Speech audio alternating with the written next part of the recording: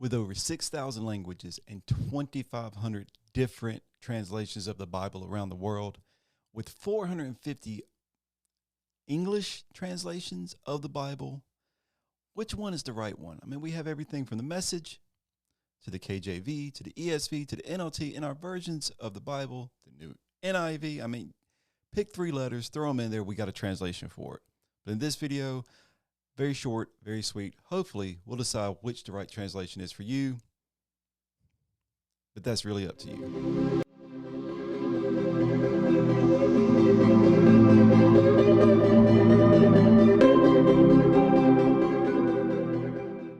So I remember this one time when I was a youth pastor. I was doing this mission type of speaking. One of our local churches has a mission organization attached to it, and they would bring in these youth groups from around the state or around the country to come in, and they would help build houses and do things for the needy and things like that. Great project. And one time this Free Will Baptist Church came in, and Free Will Baptist, I believe the KJV, the King James Version, is the only version of the Bible that you should be reading. Well, at least to that group of Free Will Baptist, which that's your opinion. That's what you want. Then by all means read it. But they were trying to make cases for why when I was on stage, should be teaching from the KJV. And my preferred choice at the time was the English Standard Version, the ESV. It's one of my favorites, mainly because it's a literal word-for-word translation. There's no paraphrasing.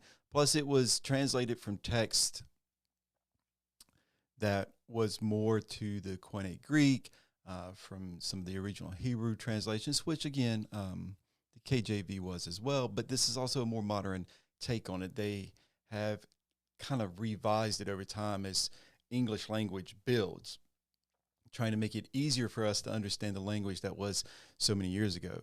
But this is not about which one is better. This is about which one is good for you. And honestly, I spent a lot of time thinking about that over the many years I was in teaching. I would always tell people, if you're going to read a Bible that you can read. Most people can't read the KJV, especially the older style of KJV. The New King James Version, where they kind of simplify the language a little bit. It's not all the thous and these and the those and the who's, what's, and nots and things like that.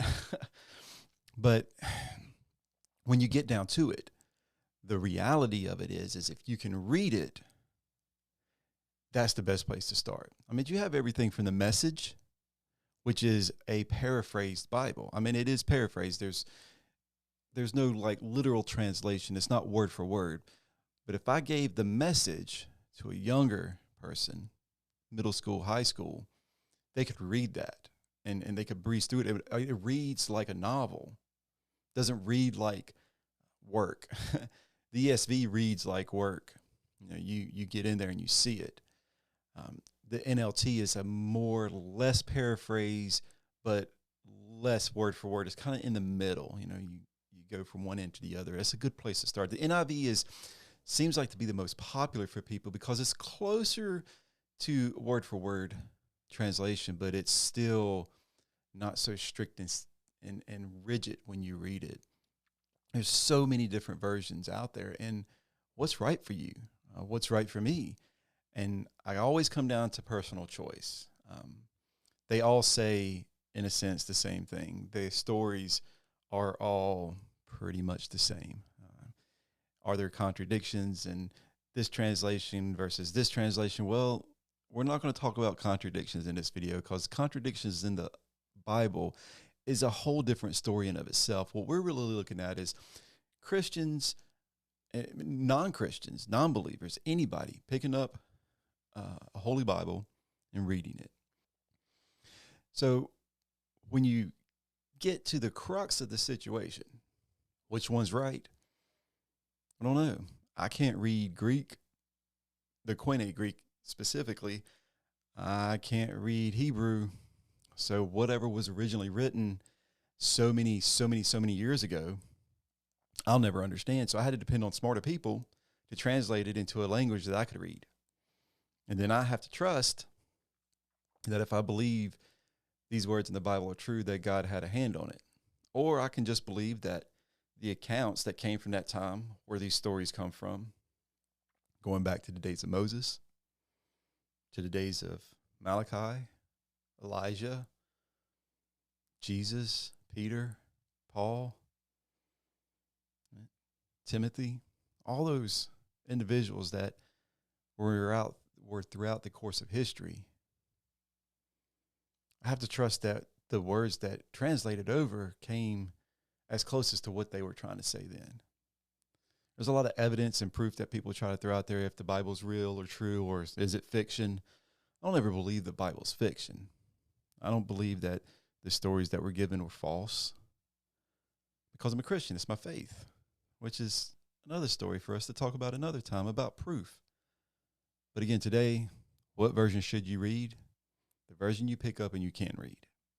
And I'm not saying you can't read this one because it's too hard, or you can't read that one because it's too easy. It's just the one that you can read. There's multitudes of translations in the English language. There's so many different study Bibles in the multiple translations. You could pick up 100, read them all. Study Bibles. At the end of the day, what's the purpose? It's to gain knowledge of the faith that you believe in. It's to grow your understanding of what you believe. It's to help you understand why you believe at times. But at the end of the day, it doesn't matter if you read the KJV or the ESV or the Message. Your faith is something that's personal between you and God. And the theological dilemma in everything is between you and God. We can discuss these things. We can have conversations, but at the end of the day, it's just up to you to what you believe. Nobody can make your mind up. Nobody can change your mind except for you. So you have to make those decisions. And also, don't forget to subscribe to the channel, hit the bell for notifications, and give this video a like. Share it if you'd like. Help us out here, moving out a different kind of message when it comes to theology and Christianity, because it's not all about what everybody else wants you to do. I think it's going to come down to what you want to do between your choice and your faith, and understanding who Jesus is, or maybe who Jesus isn't. See you next time on A Theological Dilemma.